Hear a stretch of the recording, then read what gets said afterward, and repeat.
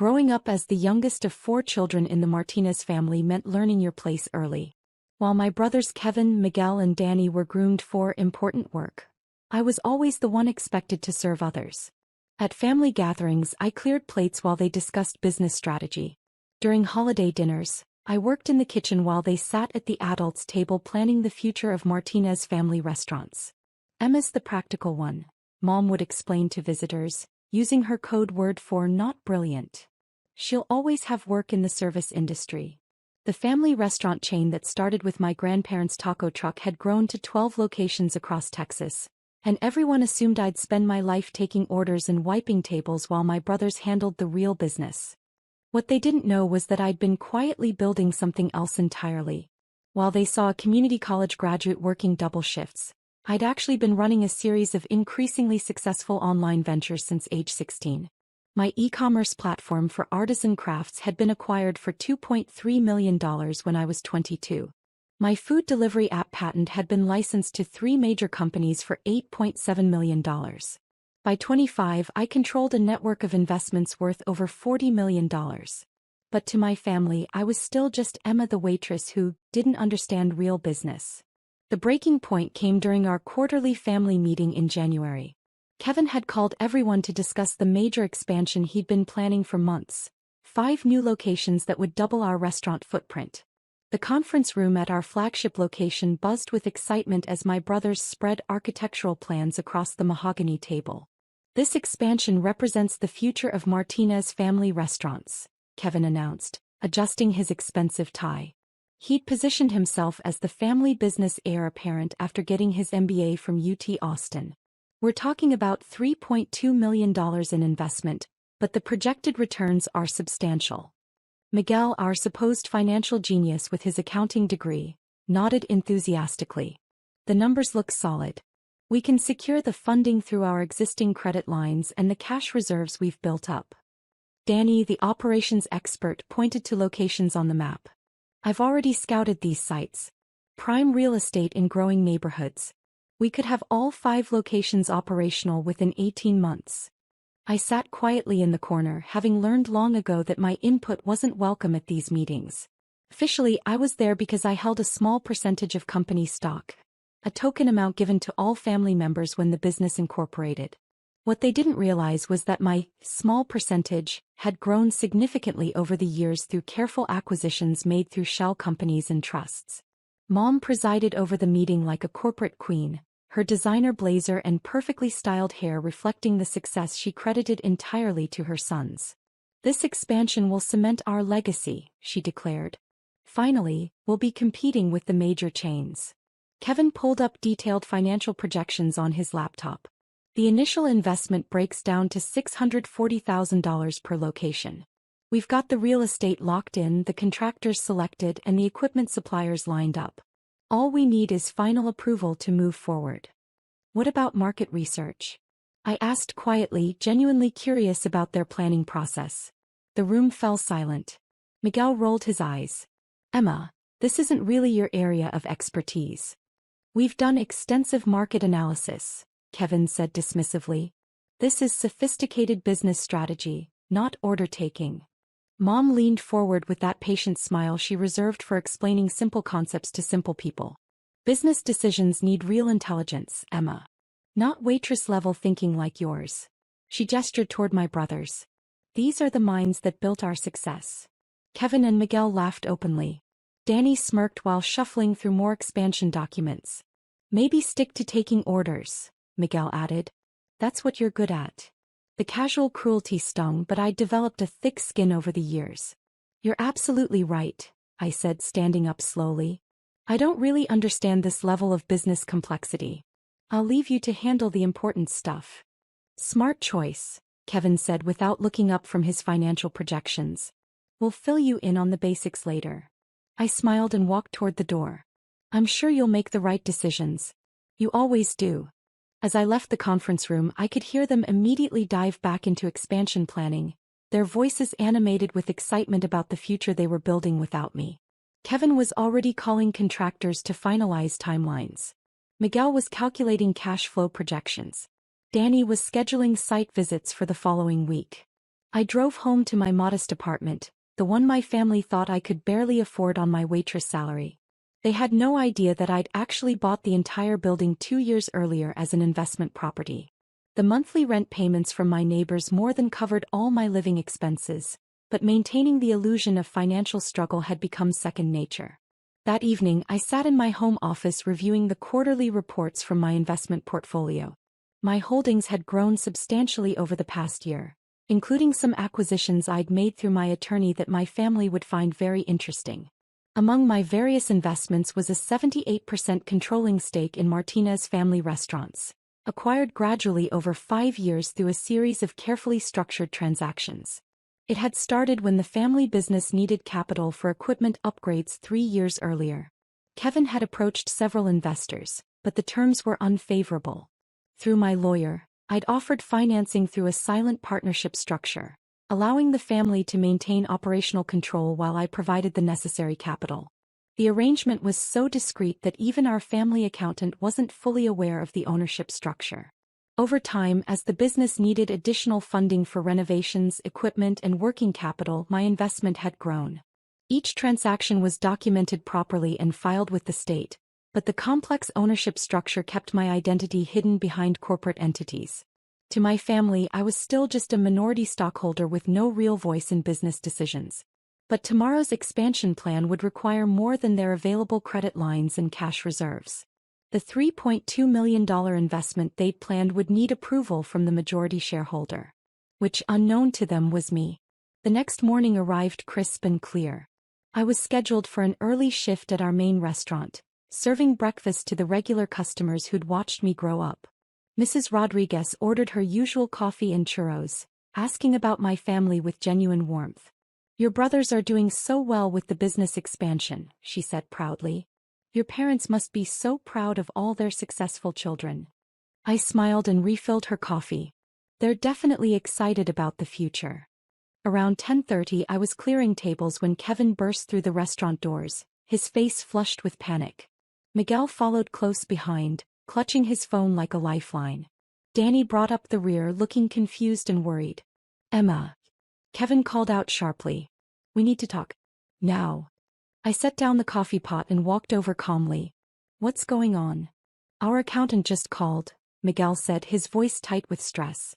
"Apparently, the expansion can't proceed without approval from some silent partner we've never heard of." Kevin was pacing now, running his hands through his hair. "This makes no sense. We've been planning this expansion for months. We have the funding secured. How can some mystery investor just block our entire plan?" I wiped my hands on my apron, maintaining the calm demeanor that had served me well over the years. "That does sound complicated. What did the accountant say exactly?" "He said the silent partner owns 78% of the company," Danny explained, looking genuinely bewildered. "According to the ownership documents, any major expenditure over $500,000 requires their written approval." Kevin slammed his fist on the nearest table, making the salt and pepper shakers jump. "This is ridiculous. We built this business. We run every aspect of operations. How can some faceless investor have veto power over our decisions?" Miguel was scrolling frantically through his phone, probably trying to reach their lawyer. "The accountant said all the documentation is legitimate. Filed with the state, everything properly recorded. But the ownership structure is so complex that he never realized how much control this silent partner actually has." "What I don't understand," Danny said slowly, "is how we never knew about this. I mean, 78%. That's massive. How does someone accumulate that much ownership without us knowing?" I continued wiping down tables, listening to their increasingly frantic discussion. "Maybe they need more information from your accountant? Sometimes these business structures are complicated." Kevin whirled around to face me, his frustration boiling over. "Emma, this is serious business crisis management. Can you please just focus on your tables and let us handle this?" "Of course," I said quietly. "I'm sure you'll figure it out." But their crisis was just beginning. Over the next hour their phone calls multiplied. The lawyer confirmed that the ownership structure was legally binding. The bank explained that the loan approval was contingent on majority shareholder consent. The contractors wanted to know if they should proceed with site preparation or put everything on hold. Mom arrived around noon, her usual composed demeanor cracking under pressure. "This is a disaster," she announced, surveying her 3 sons huddled around their phones and laptops. 20 years building this business and some stranger can just shut down our growth? "We're trying to find out who this silent partner is," Kevin explained, his voice strained. "The lawyer says the ownership is held through multiple corporate entities and trusts. It could take days or weeks to trace back to the actual person." Miguel looked up from his laptop. The accountant found some of the original investment documents. "This person has been providing capital for years. Equipment purchases, renovations, working capital loans. Every time we needed funding, they provided it through these shell companies." "Well, obviously we need to contact them immediately," Mom declared. "They need to understand that this expansion is crucial for our family business. We'll explain the situation and get their approval." Danny shook his head. "The lawyer says all communication has to go through their corporate attorneys. We can't just call them directly. Everything has to be formal written requests." I continued my shift, serving lunch customers while my family's panic intensified around me. The irony wasn't lost on me. They'd spent the morning dismissing my intelligence, and now they were frantically trying to understand a business structure I'd carefully built over 5 years. Around 2 o'clock, I took my scheduled break and stepped outside to make a phone call. My corporate attorney, Margaret Chin, answered on the second ring. "Emma, I assume you're calling about the Martinez family restaurant situation?" "Yes. I think it's time to reveal the ownership structure. Can you set up a meeting for this afternoon?" "Absolutely. I'll call their lawyer and arrange for a conference at our office at 4 o'clock. Should I prepare the full disclosure documents?" "Everything. Ownership percentages, investment timeline, the complete financial picture. They want to understand who their silent partner is, so let's show them." Margaret's voice carried a hint of amusement. "This should be interesting. I'll have all the documentation ready." I returned to work for the rest of my shift, watching my family's stress levels rise as they fielded more calls from contractors, suppliers, and investors. Their confident expansion plans had crumbled in a matter of hours, replaced by the reality that they weren't actually in control of the business they thought they owned. At 3:30, I changed out of my uniform and into the professional attire I kept in my car for occasions like this. The transformation from waitress to businesswoman was something I'd perfected over the years, part of maintaining the careful balance between my public identity and my private success. Kevin looked surprised when he saw me approaching their table in business attire. "Emma, what are you doing?" "I'm coming to the meeting with your silent partner." Miguel frowned. "This isn't really something you need to be involved in. It's complicated business stuff." "I think I should be there," I said simply. "I might learn something." Mom sighed dramatically. "I suppose it won't hurt to have you observe. Maybe you'll finally understand how real business works." The drive to Margaret's law office was tense. Kevin drove while Miguel called ahead to confirm the meeting details. Danny reviewed their expansion plans one more time, hoping to present a compelling case to the mysterious investor. Mom practiced her speech about family legacy and business vision. Margaret's office occupied the top floor of downtown Austin's most prestigious business tower. The receptionist ushered us into a conference room with floor-to-ceiling windows overlooking the city. The polished mahogany table was surrounded by leather chairs, and the walls displayed Margaret's impressive collection of corporate law awards. "The silent partner should be here shortly," Margaret announced as she arranged documents around the table. "In the meantime, let me review the ownership structure that seems to have surprised you." She spread out a series of charts and legal documents. Martinez Family Restaurants is currently owned 78% by Estrella Holdings, 12% by the Martinez Family Trust, and 10% distributed among individual family members. Kevin studied the documents intently. "So Estrella Holdings is the silent partner that's been providing our funding?" "Correct. Estrella Holdings has invested approximately $12.8 million in the restaurant chain over the past 5 years, in exchange for majority ownership and operational oversight rights." Miguel looked confused. "But we've been running the business independently. No one from Estrella Holdings has ever interfered with our decisions." Margaret smiled. "The ownership structure allows for operational independence as long as major expenditures stay below $500,000. Your expansion plan exceeds that threshold, which triggers the approval requirement." Mom leaned forward, her business instincts kicking in despite her confusion. We need to understand who we're dealing with. Can you tell us about the principal of Estrella Holdings? She'll be here shortly to explain everything herself, Margaret said, checking her watch. In fact, she should be arriving right about now. The conference room door opened and I walked in carrying my briefcase and the coffee I'd picked up from the lobby cafe. Kevin blinked in confusion. Emma?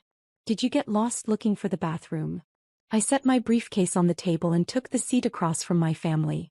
Actually, I'm exactly where I need to be. Margaret began distributing documents to each family member. Let me introduce you to the principal and sole owner of Estrella Holdings, Emma Martinez. The silence that followed was profound. Miguel stared at the ownership documents in front of him, his mouth slightly open. Danny's expansion plans slipped from his fingers and scattered across the polished table. Mom's practiced composure cracked completely, her confident smile frozen in disbelief. Kevin was the first to find his voice, though it came out as more of a croak. This has to be a mistake. Margaret continued in her professional tone. Ms. Martinez has been the majority owner of Martinez Family Restaurants since 2019, when her cumulative investments exceeded the 50% threshold. Her ownership increased to 78% following the equipment upgrade financing in 2021. I opened my briefcase and removed my own set of documents. I've been providing capital for the business through various investment vehicles for years. Every equipment purchase, every renovation, every time you needed working capital, that funding came from my companies. Miguel was frantically flipping through the legal documents. But you work as a waitress. You can barely afford rent. How could you possibly have $12.8 million to invest in anything? The waitressing is just part-time work, I explained calmly. I've been running several successful businesses for years. My investment portfolio generates more than enough income to support these ventures. Danny looked like he was trying to solve an impossible math problem. But you live in that tiny apartment. You drive a 10-year-old Honda. You work double shifts to make ends meet. The apartment building actually belongs to one of my real estate companies. The car is reliable and economical. And I work at the restaurant because I enjoy it, not because I need the money. Mom finally found her voice, though it was barely above a whisper. Emma, are you telling us that you own our business? I met her gaze steadily. I'm the majority shareholder, yes. Though you've all been doing an excellent job with day-to-day operations. The business has grown significantly under your management. Kevin was shaking his head repeatedly, as if he could make this reality disappear through sheer denial. This doesn't make sense. Yesterday you were asking basic questions about our expansion plans. You said you didn't understand business complexity. I was curious about your market research and financial projections, I clarified. The expansion plan itself is interesting, but there were some aspects I wanted to understand better before approving such a significant investment. Margaret interjected smoothly. Ms. Martinez requested this meeting because your expansion plan requires majority shareholder approval. She wants to review the proposal directly with the management team. The next hour was surreal. My brothers, who had spent the morning mocking my intelligence, now found themselves presenting their business plan to me for approval. The expansion that they'd assumed was a foregone conclusion suddenly required them to justify every detail to the family member they'd consistently dismissed. Kevin's presentation was thorough but nervous. He explained the market analysis, the site selection process, and the projected returns, but his usual confidence had evaporated. Every few minutes, he would glance at me with an expression of confused disbelief. Miguel's financial projections were solid, though he stumbled several times while explaining concepts he'd assumed I wouldn't understand. The revenue forecasts and cash flow analyses that he'd presented so confidently the day before now seemed uncertain under my scrutiny. Danny's operational timeline was detailed and realistic, but he kept pausing to clarify points that yesterday he would have dismissed as too complicated for me to grasp. Throughout their presentation, I asked detailed questions about market saturation, competitive analysis, and risk mitigation strategies. Questions that revealed I understood business complexity far better than they'd ever imagined. When they finished, I reviewed their documents carefully. The expansion plan was actually quite good, aggressive but achievable with solid financial backing and realistic timelines. My family might have underestimated my intelligence, but they hadn't overestimated their own business abilities. "This is a strong proposal," I said finally. "The market analysis is thorough, the financial projections are conservative but optimistic, and the operational plan is realistic. I'm prepared to approve the expansion funding." Relief flooded their faces, but it was mixed with continued bewilderment. Kevin leaned back in his chair, exhaling slowly. "So we can proceed with the expansion?" "Yes, with some modifications. I want quarterly progress reports directly from the management team. Major supplier contracts should be reviewed by our legal team before signing. And I want to be included in all strategic planning meetings going forward." Mom was still processing the fundamental shift in family dynamics. "Emma, why didn't you tell us? Why let us think you were struggling financially?" I considered the question carefully. Because it allowed me to understand how the business really functioned. If you'd known I was the major investor, would your decision-making process have been different? Would you have been as honest about challenges and opportunities? Miguel was nodding slowly, beginning to understand. "You were protecting your investment by staying invisible." "Partially. But also protecting the family dynamic. You're all excellent at what you do. Kevin's strategic vision, Miguel's financial management, Danny's operational expertise. The business succeeded because of your abilities, not despite them." Danny looked confused. "But why work as a waitress if you didn't need the money? Why let us treat you like the family member who wasn't smart enough for business?" I finished. "Because it gave me insight into every level of operations. I understand our customer base, our service challenges, our employee concerns. That perspective is valuable for strategic decision-making." Kevin was still struggling with the revelation. "I don't understand how you built this kind of wealth without any of us knowing." I pulled out another set of documents from my briefcase. My first successful venture was an e-commerce platform I built in high school. It was acquired for $2.3 million when I was 22.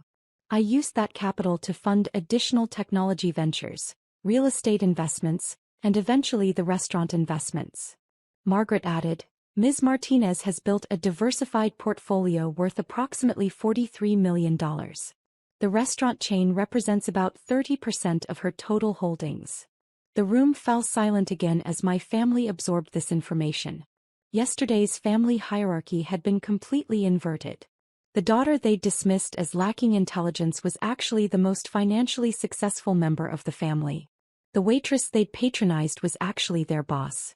But the most shocking realization was still coming. Miguel was reviewing the ownership documents again when his expression changed. "Emma, according to these dates you became majority owner in 2019. That's 4 years ago." "Yes." Kevin's voice was tight. "You've been the controlling shareholder for 4 years and you never said anything? You let us make plans, set strategies, celebrate successes, thinking we were building our own business." I met his gaze directly. "You were building your own business.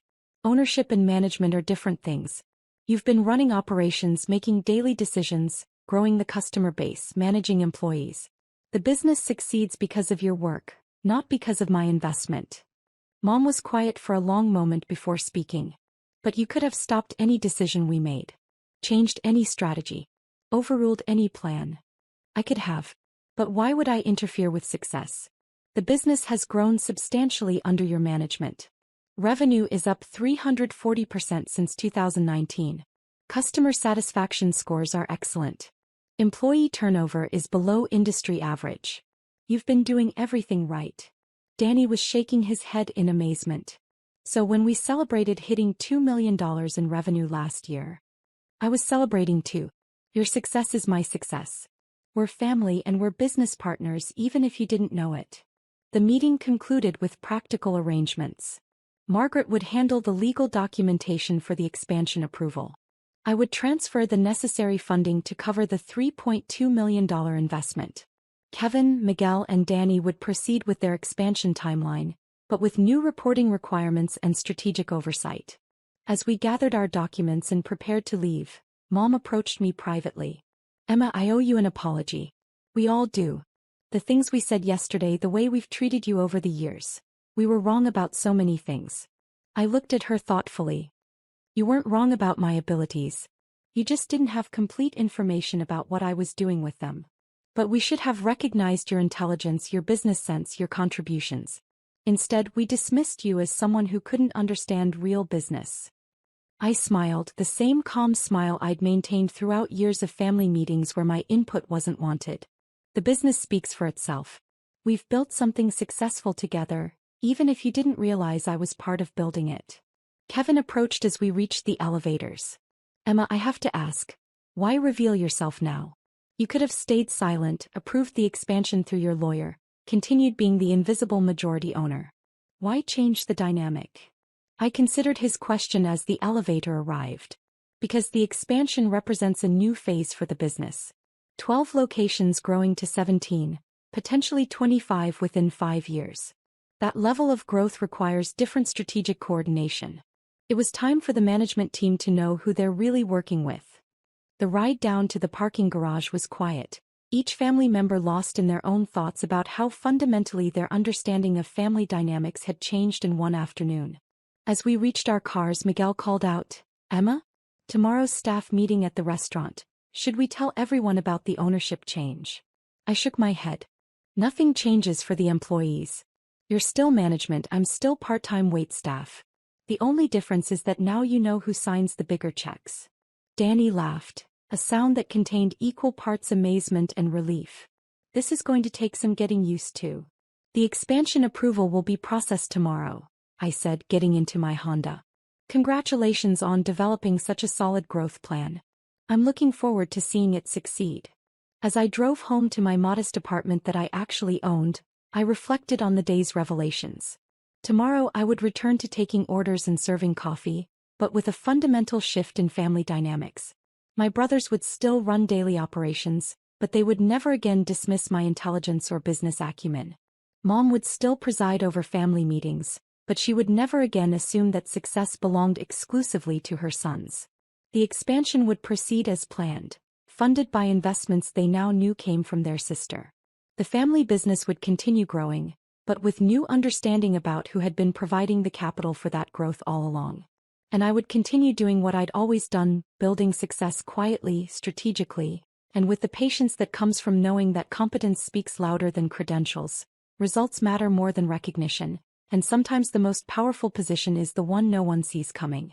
The next morning, I put on my waitress uniform and returned to work, serving coffee to customers who still saw me as the same Emma who had grown up taking orders. But now, when my family held their business meetings in the back room, they would never again assume that I didn't understand what real business looked like. As I had built it,